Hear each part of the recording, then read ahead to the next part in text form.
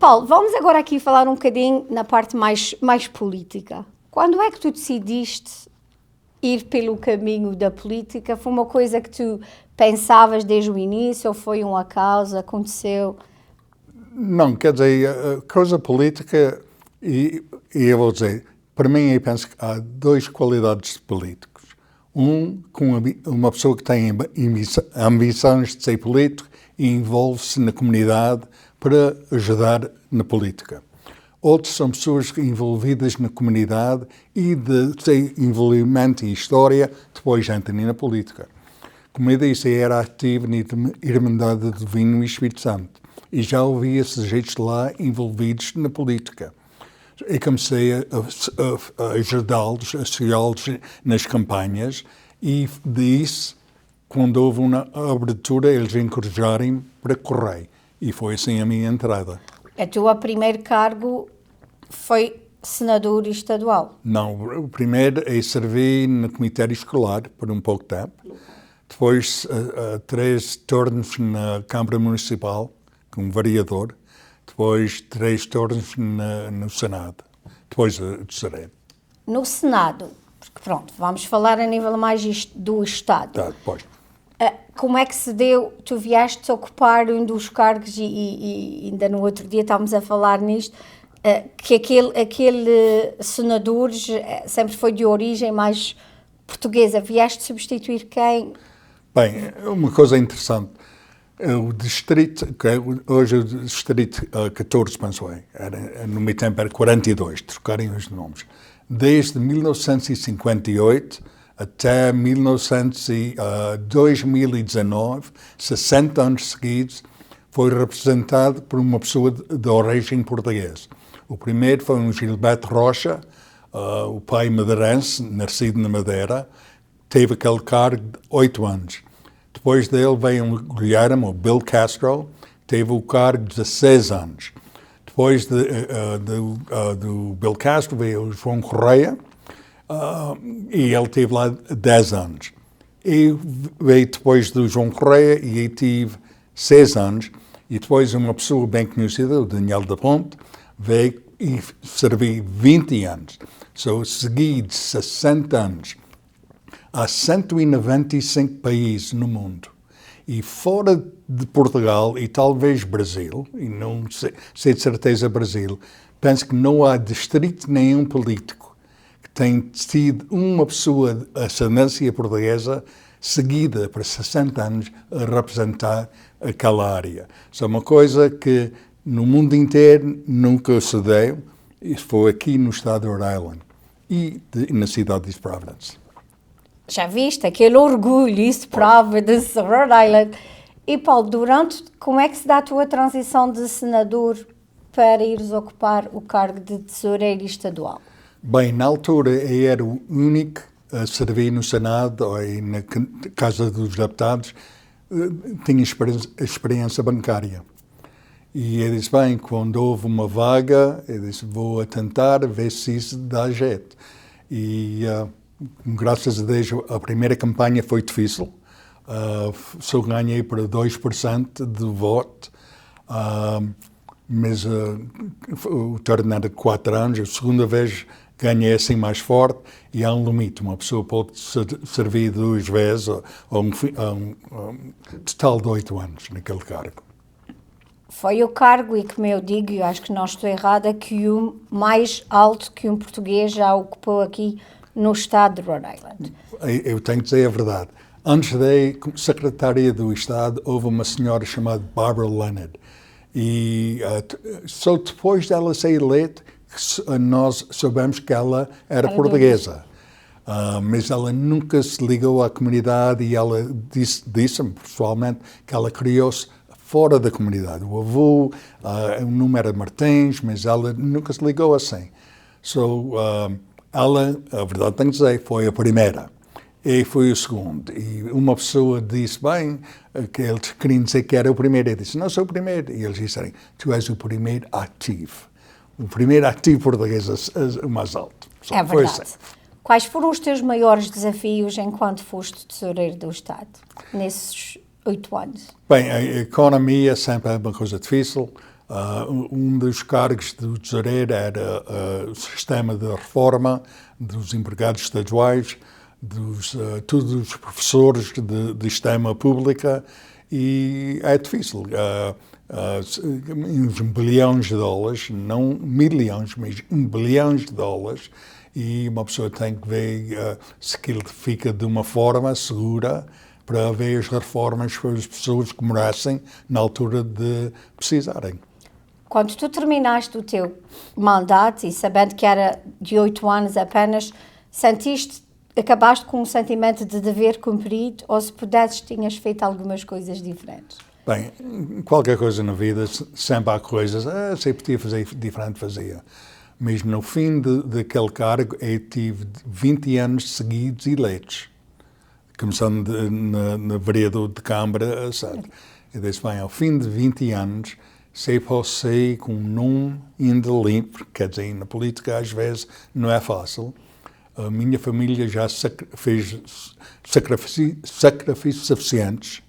Agora é a altura de fazer outra coisa. A política, 20 anos já dá.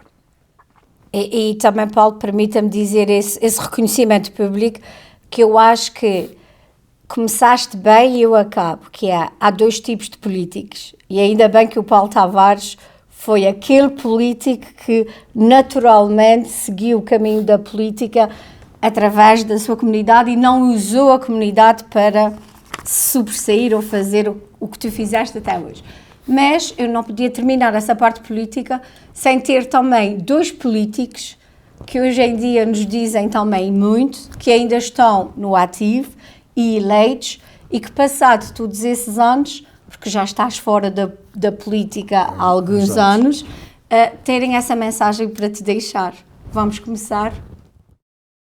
Paul, it's great to be with you. I just want to thank you for your years of service to the state of Rhode Island, for your advocacy, and for your friendship.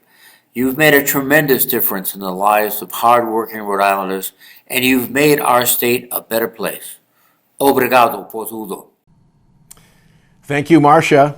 It is great to join this week's episode to recognize my friend, Paul Tavares.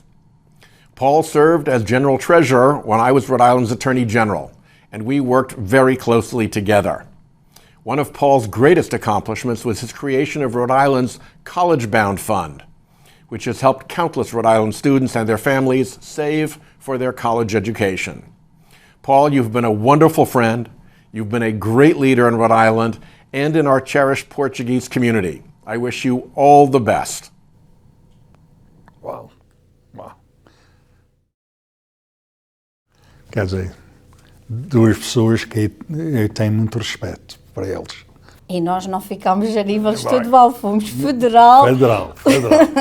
Vamos a nível federal buscar aqui pelo menos esse testemunho.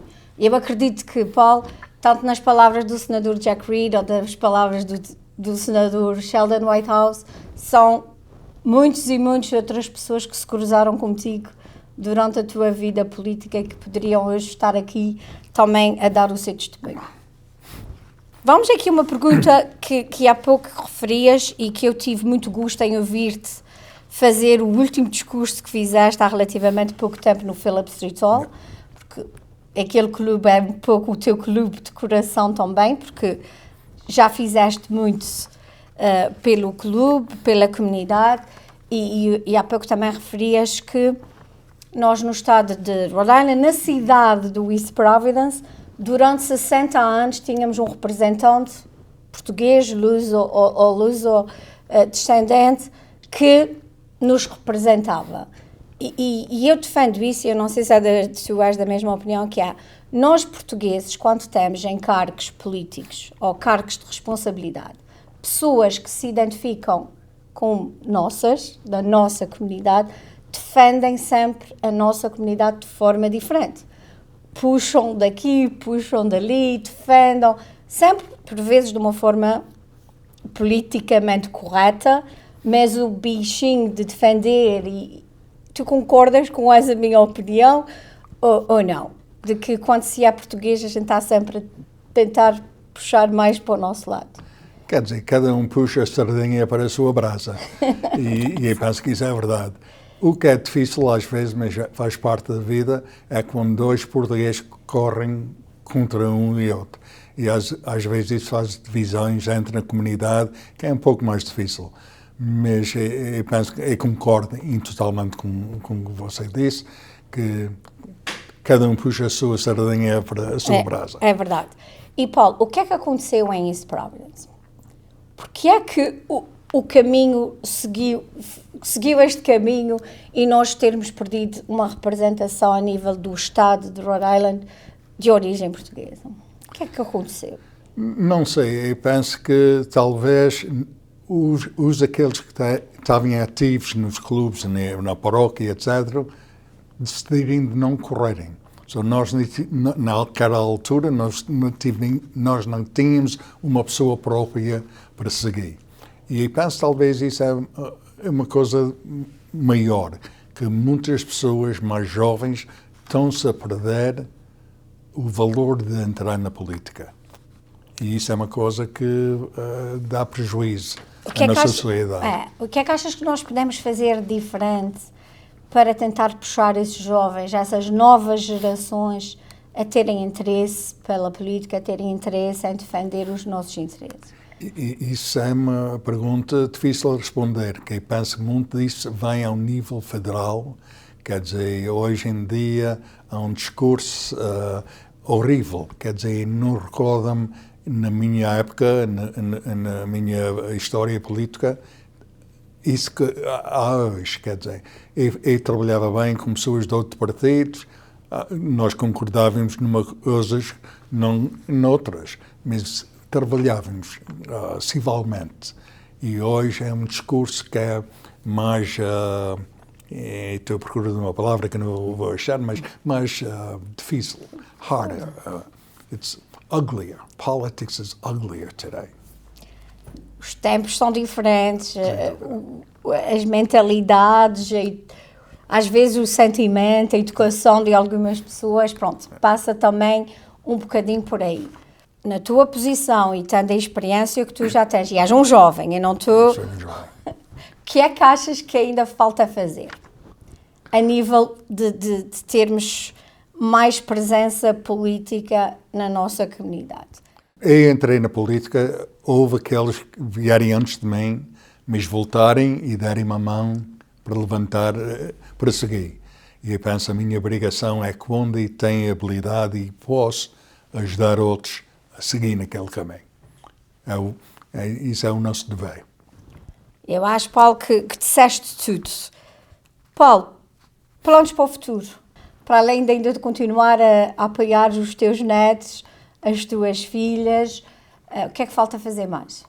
Penso que não. Eu estou numa situação que estou bem contente com a minha vida.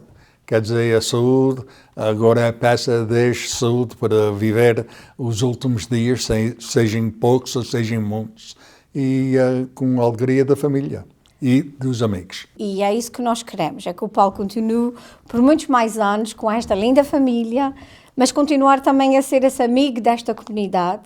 Vou tentar. Este orgulho que nos enche a alma quando se fala no Paulo Tavares, porque é a verdade, e de continuares a ser essa referência que tu és para toda a nossa comunidade, e também para essas novas gerações saberem que o Paulo ainda continua cá a estender a mão para quem precisar. Obrigado. Obrigada, Paulo.